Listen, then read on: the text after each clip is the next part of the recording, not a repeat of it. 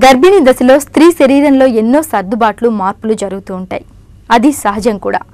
ముఖ్యంగా చర్మానికి సంబంధించిన మార్పులే ఎక్కువగా ఉంటాయి. రోజు రోజుకి పెరుగుతున్న బిడ్డ బరువుకి అనుగుణంగా చర్మం బాగా సాగుతూ ఉంటుంది. ఈ దశలో చర్మానికి ఇన్ఫెక్షన్లు సోకే అవకాశాలు కూడా బాగా పెరుగుతూ ఉంటాయి. అలాగే కొన్ని ప్రత్యేకమైన చర్మ వ్యాధులు వచ్చే అవకాశాలు కూడా ఎక్కువగా ఉంటాయి. ఈ సమయంలో సరైన జాగ్రత్తలు తీసుకోకపోతే ఒక్కోసారి అవి తీవ్రస్థాయి సమస్యలుగా కూడా మారుతూ ఉంటాయి.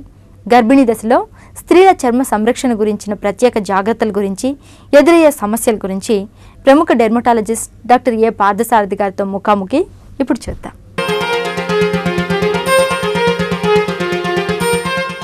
నమస్కారం డాక్టర్ గారు. నమస్తే. డాక్టర్ గారు, గర్భం ధరించినప్పుడు శరీరంలో ప్రతి అవయవము మార్పుకు లోనవుతుందంటారు కదా, అలాగే చర్మానికి సంబంధించి ఎలాంటి మార్పులు వస్తాయంటారు? గర్భిణీ దశలో చర్మానికి సంబంధించి ముఖ్యంగా 3 రకాల మార్పులు ఉన్నాయమ్మా. ఒకటి పిగ్మెంటరీ చేంజెస్, అంటే రంగు మారడం.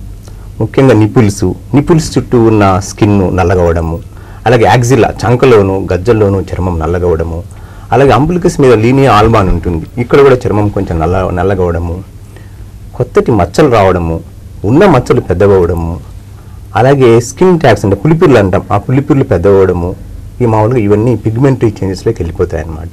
అలాగే స్కిన్ స్ట్రెచ్ అవుతుంటుంది, గర్భం వచ్చే కొద్దీ స్కిన్ స్ట్రెచ్ అవుతుంటుంది కాబట్టి స్ట్రెచ్ మార్క్స్ అంటాం, వాటిని స్ట్రయా గ్రావిడేరం అంటాం. స్ట్రెచ్ మార్క్స్ ఎక్కువ వస్తాయి. అంతేకాకుండా కొన్ని రకాల వాస్కులర్ చేంజెస్ వస్తాయి. వాస్కులర్ చేంజెస్ అంటే రక్తము బ్లడ్ వాల్యూమ్ పెరుగుతుంది. బ్లడ్ వాల్యూమ్ పెరిగినప్పుడు చర్మానికి కూడా రక్తం ఎక్కువ సరఫరా అవుతుంది కాబట్టి అరచేతులు ఎర్రగా మారుతాయి, అరికాళ్ళు ఎర్రగా మారుతాయి, ముఖం కూడా కాస్త ఎరుపు వస్తుంది, ముఖం కాస్త ఉబ్బుతుంది, హ్యాండ్స్ ఫీటు కాస్త ఉబ్బుతాయి అన్నమాట. ఇవన్నీ వాస్కులర్ చేంజెస్. అలాగే స్పైడర్ నీవై అని కొన్ని ఛాతీ మీద చిన్న స్పైడర్ లాగా రక్తనాళాలు కొంచెం కనిపిస్తూ ఉంటాయి అన్నమాట. స్పైడర్ లాంటి రక్తనాళాలు కనిపిస్తూ ఉంటాయి. అలాగే హిమాంజియోమాస్ కొన్ని పుట్టుకొస్తాయి అన్నమాట. ఈ గమ్స్ కూడా బాగా ఎర్రగా మారి గమ్స్ మీద ఎపిలిస్ అని ఒక చిన్న గ్రానులోమాస్ ఫామ్ అవుతాయి. అంతేకాకుండా హెయిర్ చేంజెస్ కూడా వస్తాయి అన్నమాట. హెయిర్ జనరల్గా ప్రెగ్నెన్సీలో కూడదు, అవన్నీ మంచి పటుత్వంలో ఉంటాయి ఎందుకంటే హార్మోన్ ప్రభావం వల్ల. కానీ డెలివరీ అయిన వెంటనే ఆ వెంట్రుకలు ఊడిపోతాయి అన్నమాట. అలాగే నెయిల్స్ కూడా కొన్ని బ్రిటిల్గా అవుతాయి, నెయిల్స్ బ్రిటిల్ అవ్వడము, హెయిర్ జామ్ మంచిగా ఉండడం జరుగుతుంటుంది. ముఖ్యంగా ఈ చేంజెస్ గర్భిణీ స్త్రీలకు జరుగుతూ ఉంటాయి అన్నమాట. ఇలాంటి సమయంలో చర్మానికి సంబంధించి ఎలాంటి ఇన్ఫెక్షన్స్ వస్తాయంటారు? ఇన్ఫెక్షన్సే కాకుండా ప్రత్యేక స్కిన్ ప్రాబ్లమ్స్ కూడా వస్తాయి ప్రెగ్నెన్సీలో. అంటే ఇన్ఫెక్షన్స్ అంటే ముఖ్యంగా ఈ క్యాండిడియాసిస్ అంటే తెల్లబట్ట అంటాం మనం. ఈ తెల్లబట్ట గర్భిణీ స్త్రీలకు చాలా ఎక్కువగా ఉంటుంది, అదొకటి.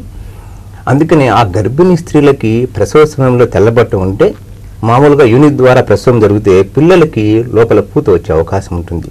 అందుకని ఆ తెల్లబట్టకు ట్రీట్మెంట్ తీసుకోవాల్సి వస్తుంది. అలాగే చికెన్ పాక్స్ అంటాం, దాన్ని వ్యారిసెల్లా అంటాం. చికెన్ పాక్స్ గర్భిణీ స్త్రీలకు వస్తే ఆ చికెన్ పాక్స్ లోపల పుట్టిపోయే బిడ్డలో మార్పులు కలుగజేస్తుంది అనమాట. ఫీటల్ అనామలీస్ అంటాం వాటిని.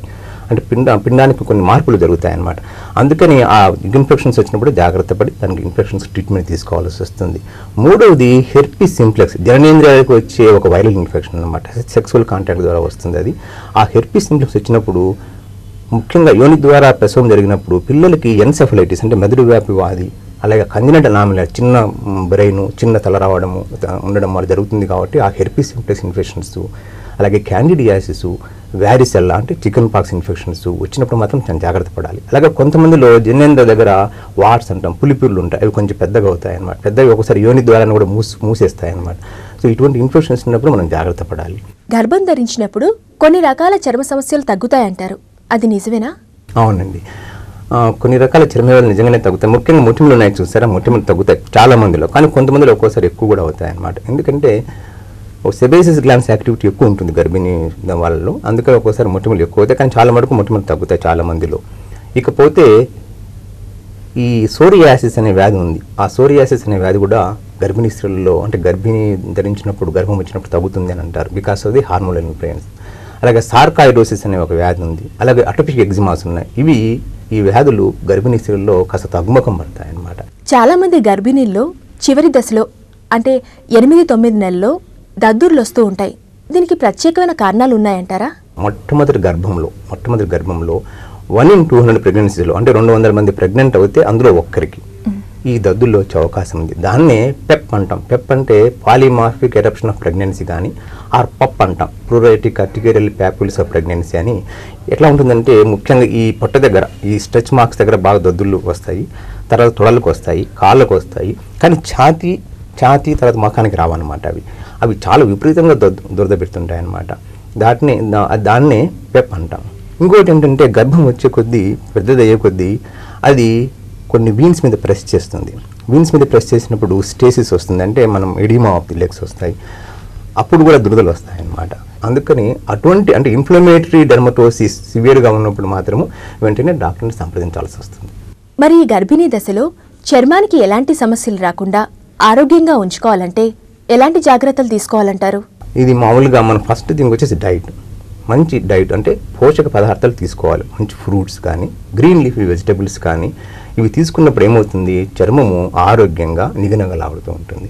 అలాగే గర్భిణీ స్త్రీలకు ఈ పొట్ట ఎక్కువ ఉంటుంది కాబట్టి ఈ పొట్ట కింద భాగంలో కొంచెం ఫంగల్ ఇన్ఫెక్షన్స్ వచ్చే అవకాశం ఉంటుంది. అలాగే బ్రెస్ట్లు ఎన్లార్జ్ అవుతాయి కాబట్టి బ్రెస్ట్ కింది భాగంలో ఫంగల్ ఇన్ఫెక్షన్ వచ్చే అవకాశం ఉంటుంది. యాక్సిల్లాలోను జననేంద్రాల దగ్గర ఫంగల్ ఇన్ఫెక్షన్స్ వస్తాయి కాబట్టి శుచిగా శుభ్రంగా స్నానం చేయాలి. తర్వాత యాంటీ ఫంగల్ పౌడర్స్ ఉంటాయన్నమాట. ఆ పౌడర్ స్ప్రింకిల్ చేసుకోవాలి. స్నానం చేసిన వెంటనే పౌడర్ స్ప్రింకిల్ చేసుకోవాలి.